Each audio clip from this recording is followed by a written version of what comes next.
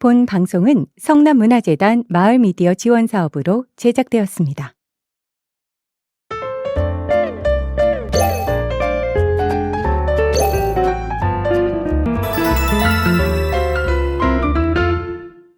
더운 날씨에 건강관리를 잘 하셔야 할 것 같은 7월에 인사드립니다. 안녕하세요. 라울림의 2025년도 오전 정규방송 중 클릭성남 진행을 맡은 김희경입니다. 2022년도 3월 첫 방송을 시작으로 올해 4년째 여러분들과 함께하는 클릭성남이 올해부터는 매월 세 번째 금요일 오전 11시에 라울림 유튜브 채널에 업로드되고 있는데요.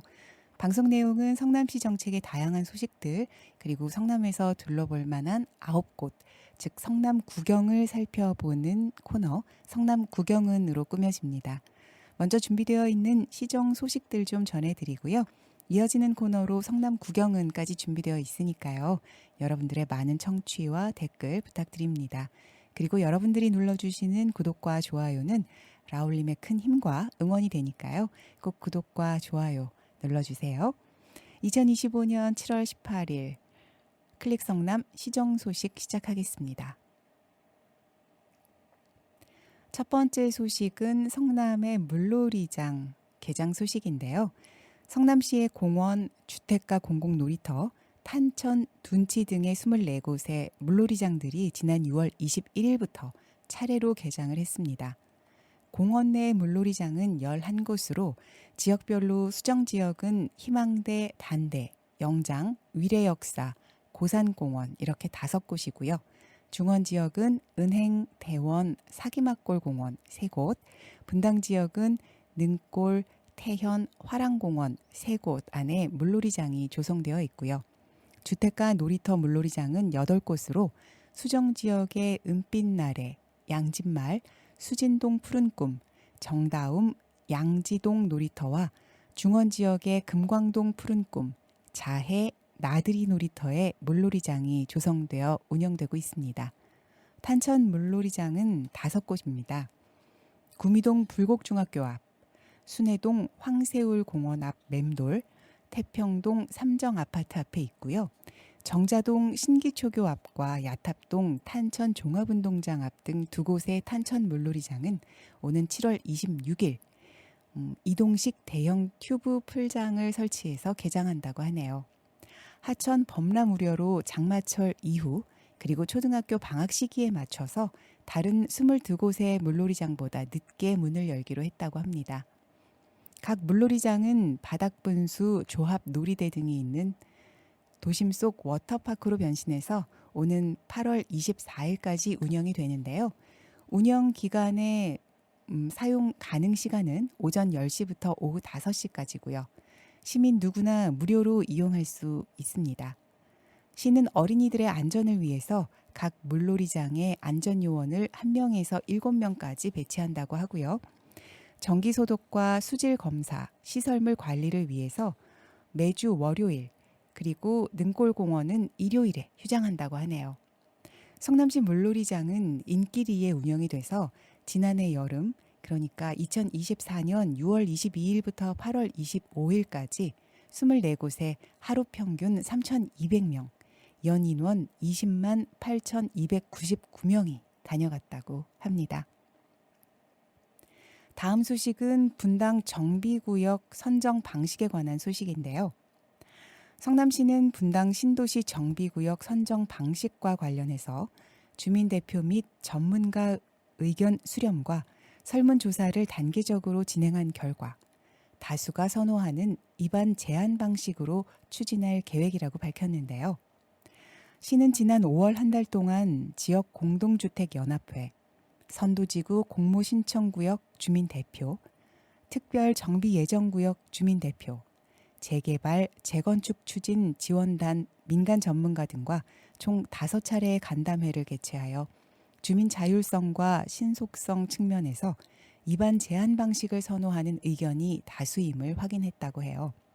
이후보다 폭넓은 의견 수렴을 위해서 지난 6월 23일부터 29일까지 분당 신도시 주민을 대상으로 온 오프라인 설문조사를 진행했는데 총 12,500여 명이 참석해서 의견을 제시했다고 합니다.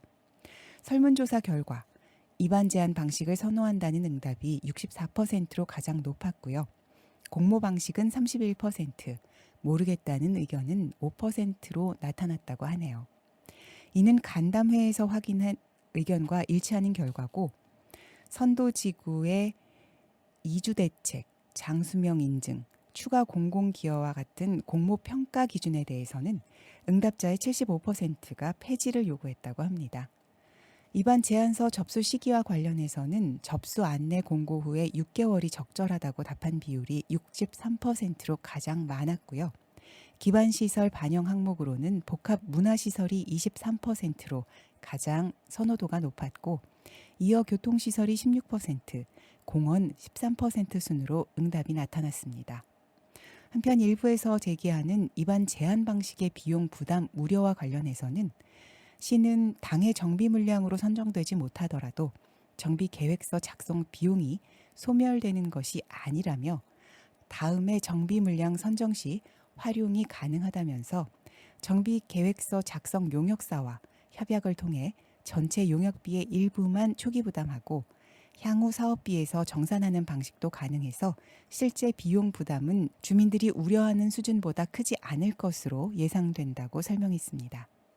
시는 이번 간담회와 설문조사 결과를 바탕으로 주민 자율성을 보장하고 신속하게 추진할 수 있는 구체적인 추진 방향을 마련하여 국토교통부, 경기도와 협의한 뒤에 2025년 정비구역 선정 계획을 확정 공고할 계획이라고 하네요. 다음 소식은 성남시의 위례 포스코 글로벌센터 건립을 위한 행정 절차 소식인데요. 성남시는 위례지구 4차 산업 클러스터의 핵심 부지에 가칭 포스코 글로벌센터 건립을 위한 행정 절차에 본격 착수했다고 합니다.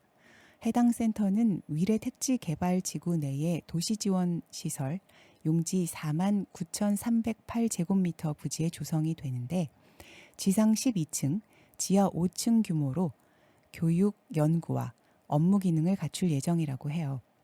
건물은 건축 면적 17,916제곱미터, 축구장의 2.5배라고 하네요. 연면적 25만 2,270제곱미터로 대지의 형상에 순응하는 유선형 조형미를 반영해서 설계가 됐다고 해요. 시는 최근 포스코 홀딩스로부터 건축 허가 신청을 접수했고 관계 기관 협의와 경기도 사전 승인을 거쳐서 올해 안에 인허가를 완료할 계획이라고 합니다. 이번 사업은 2029년 말 준공을 목표로 하고 있는데요.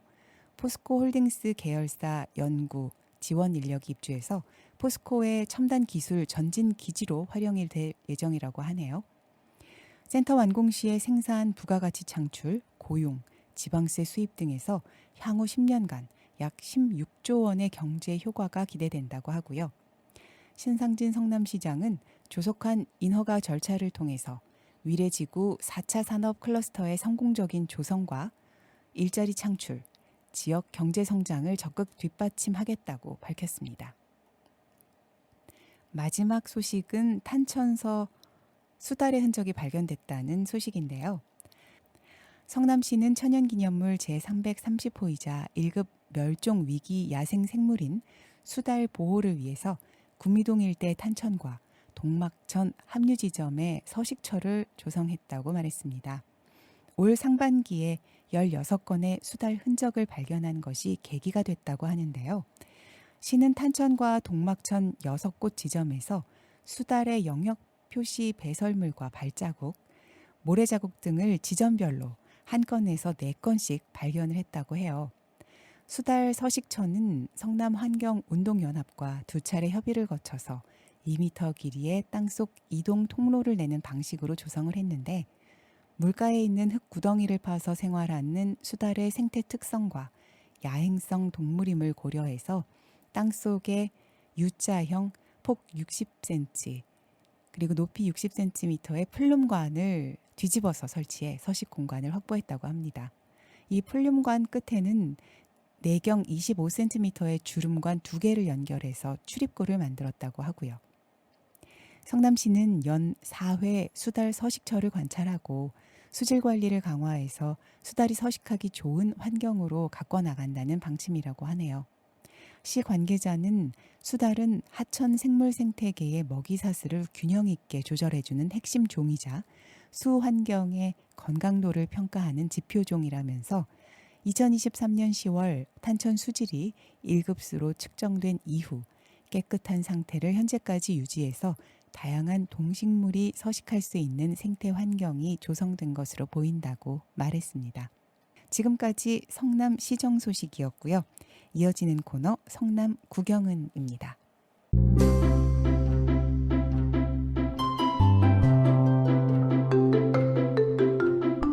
성남 구경은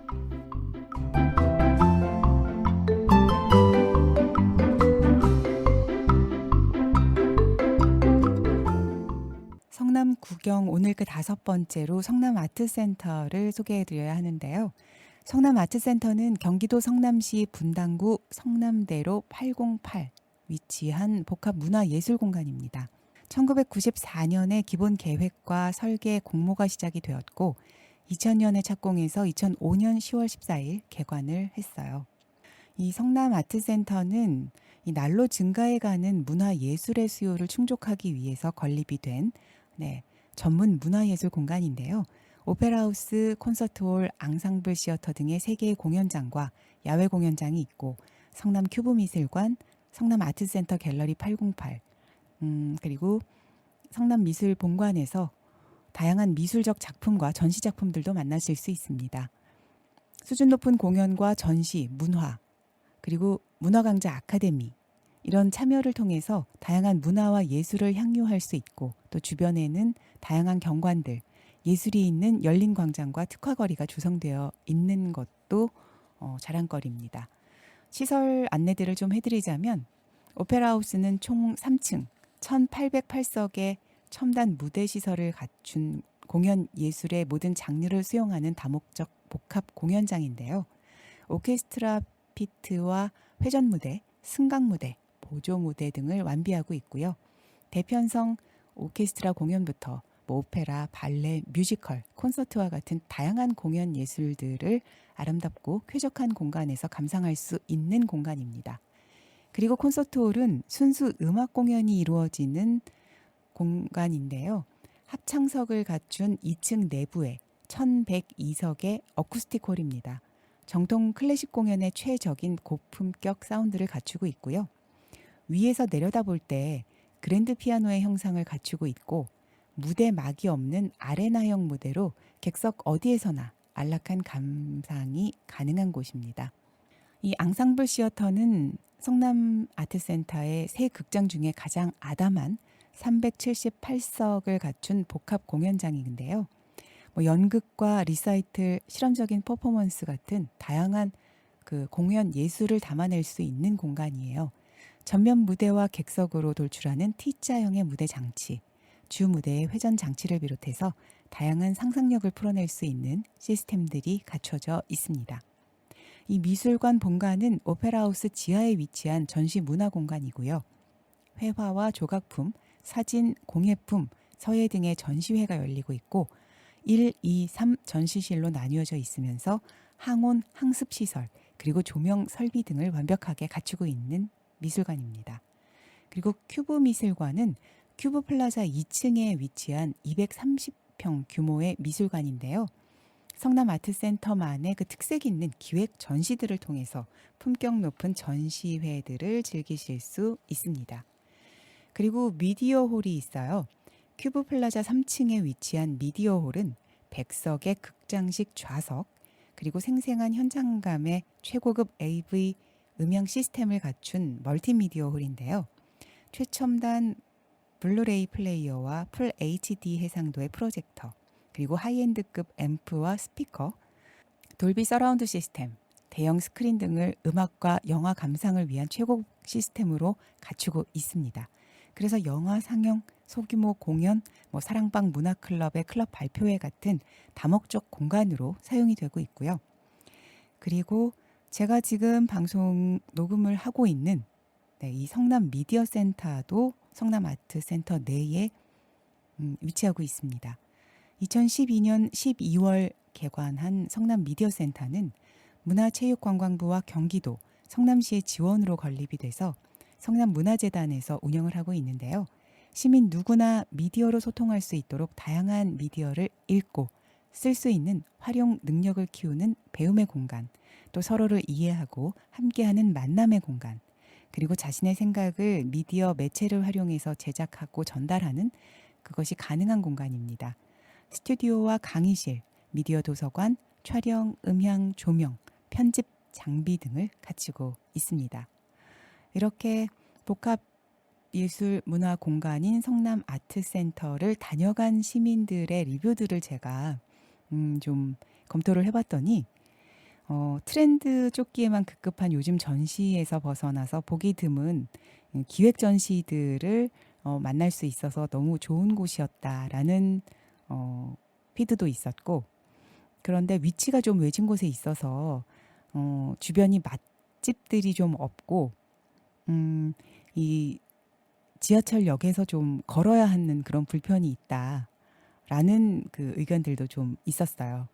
그리고 주차장과 공연장이 거리가 좀 멀어서 그것도 불편하다는 분들이 좀 계셨고, 이 성남 아트센터는 성남 지역에서 이 복합 문화공간으로서 자리매김을 하면서 이 성남에서 들러보아야 할 9곳 중에 그 5번째로 소개를 해드릴 만한 공간이었습니다.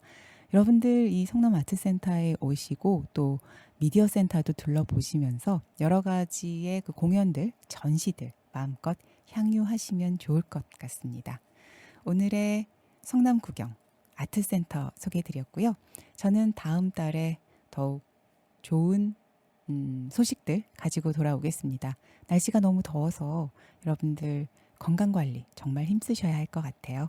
오늘도 함께해 주셔서 감사합니다. 지금까지 진행 라울림의 김희경이었습니다. 안녕히 계세요.